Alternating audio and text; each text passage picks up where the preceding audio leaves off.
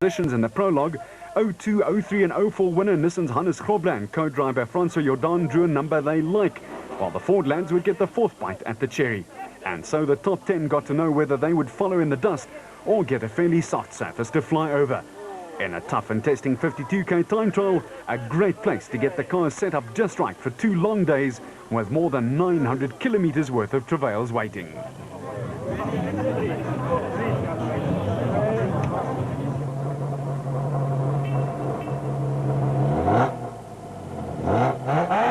With the proudly South African Nissan Navara SP sounding in great nick, Grobler and Jordan hit the trail and led a full entry of 66 cars on their tortuous way. Gary Berthold and Henny Kirstein sped off and went like the clappers, but they battled to find the route early on. Another former national champion pairing, Duncan Foss and Ralph Pitchford in their Nissan Navara, were next off the line, and they were quickly into their rhythm.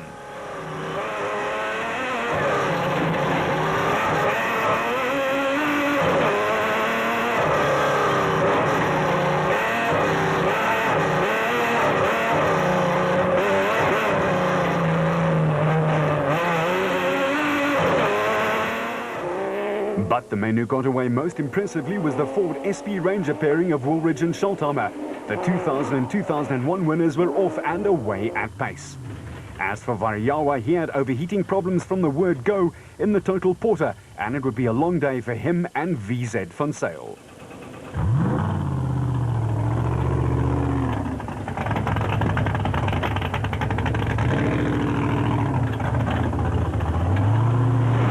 Motorite's Evan Hutchison and Achim Bergman wrong-slotted a few times, but they were right on the pace set by Woolridge and Scholthammer.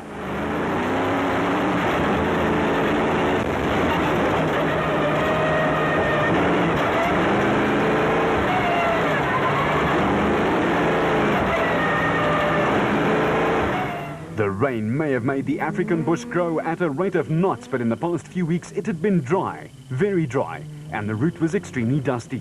Some of the pilots also felt that they could not find too many markers, so a tough combination out there. Cronje and Birkin, though, were going well and on the way to a top 15 place, despite connecting some very solid Gaborone real estate.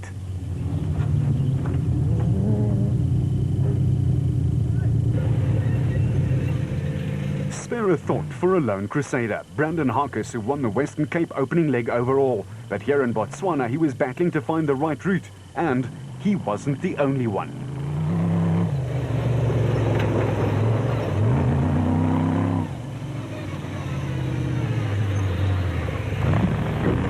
For Cronje and Birkin, there was a flat after hitting a rather large piece of Botswana rock, and the change wasn't going that smoothly either.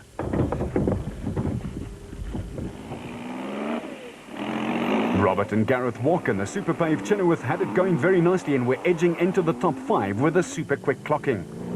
While Clint Gibson and Michael Brown in their absolute underwriting manager's bat had an oil leak which cost them some time.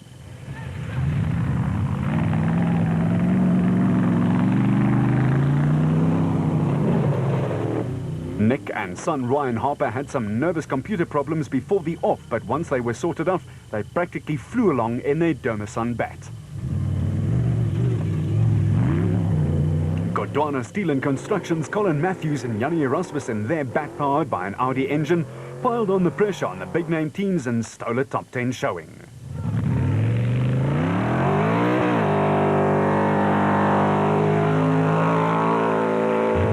Leading in Class E was the Ford Ranger of Manfred Schroeder and Ward Huxtable in the co-pilot seat.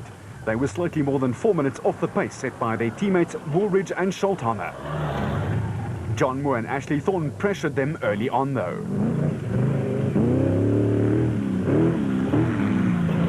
Reigning champion in Class S, Richard Schilling, a veteran of the sport and a winner here way back in 1990, had his Plaster Tech race car humming along, and Chris Davies enjoyed riding shotgun.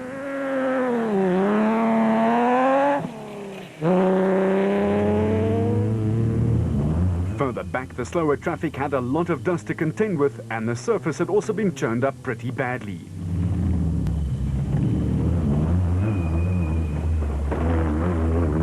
Nardus Alberts and Colin Hunter did not let a little dust deter them, though, and they clinched 7th place, only 2 minutes behind. But it was the Ford lads who stole the show.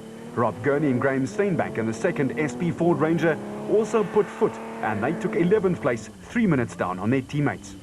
The Weichelts, Cliff and Louis in their Bosel Toyota Hilux had a clean run and slotted into lucky 13th place, leading Class D.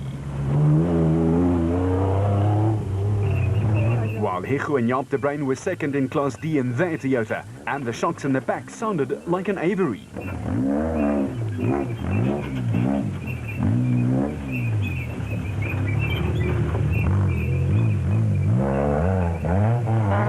The surprise of the day was the non-performance of Hannes Grobler and Francois Jordan. The three-time national champ could only nab 16th, a far cry from his top 3 exploits in the prologues of late. As for Mark Corbett and John Moore, they had to settle for 18th.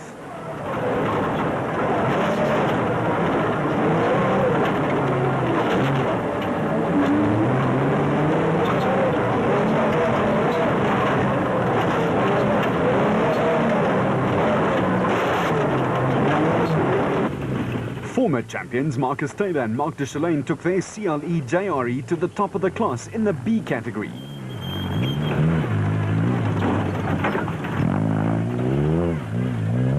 While George and Sharon Parkhuizen piloted their Toyota Hilux to a 48-minute clocking, good enough for 26th and 3rd in Class E.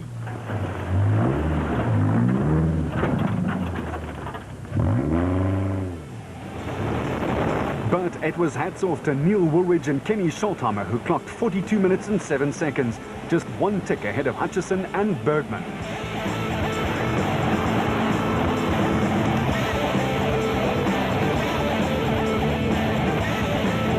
So a prologue victory for the big Ford Ranger, with 3 special vehicles taking the next places, and the Nissan Navara of Foss and Pitchford taking 5th, 75 seconds back.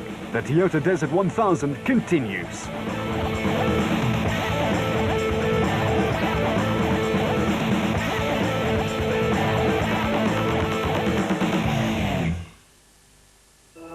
For 7 years, the greatest challenge.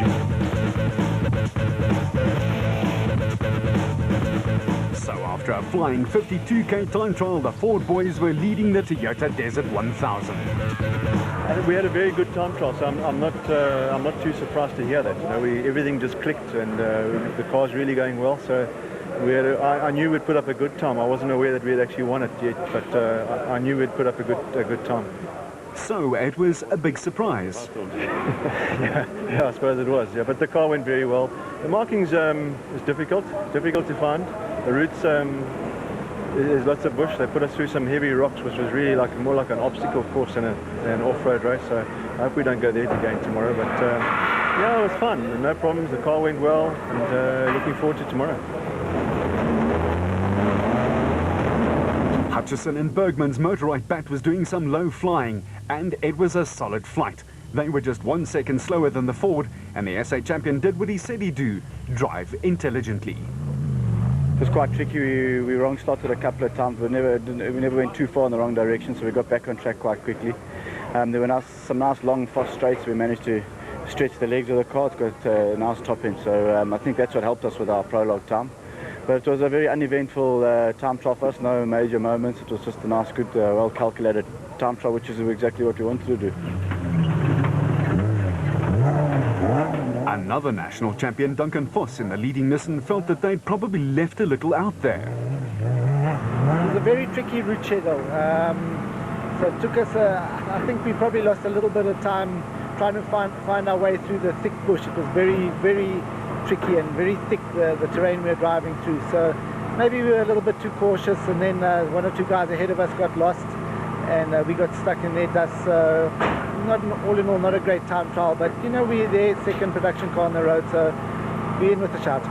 Leading Class E car Manfred Schroeder had to hold onto the old red mist, but just managed to do so. I got lost a couple of times. You know, there's so many little roads all over the place. Now the marking isn't quite as good as it normally is.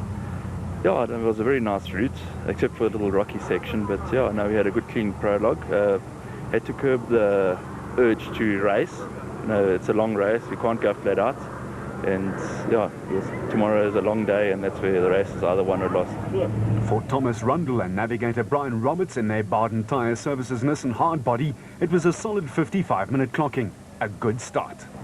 Yeah, well, Nissan built us a new bike at the end of last year, and this is our first event with it. We took it pretty easy in the prologue, just trying to, get the feel again. And yeah, we're pretty happy. We haven't found any problems. We know we went quick, but yeah, it's a long race, so we'll see what happens in the next couple of days. Day 2 of the 26th Toyota Desert Race dawned with some crews having had a restful night, while others had very little sleep due to oil leaks, overheating and broken parts that had to be fixed in time for the mammoth 460 kilometers in a circular route back to Molopololo. On day 2, they would do the same route in reverse, but that was the next day's worries. First, you had to get through day 2.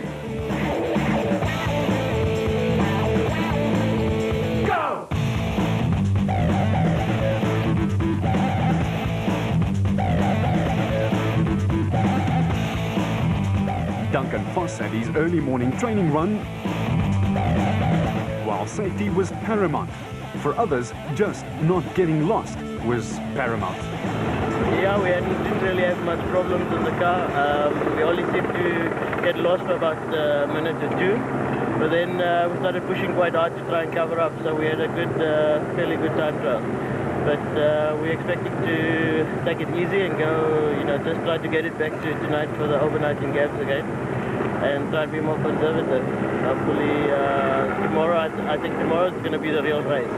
So we're just going to take it easy today and try and hold our position. Very wise indeed. For the Toyota Cup, the hosts of the classic event, there were those niggly little last-minute things that have to be done before a long, tough and testing stretch.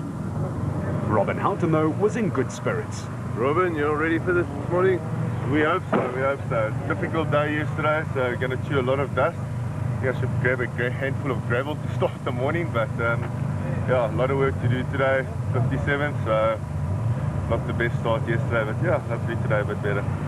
For the rest, it's a good thing these guys wear helmets. Otherwise, you'd see the tension, wouldn't you?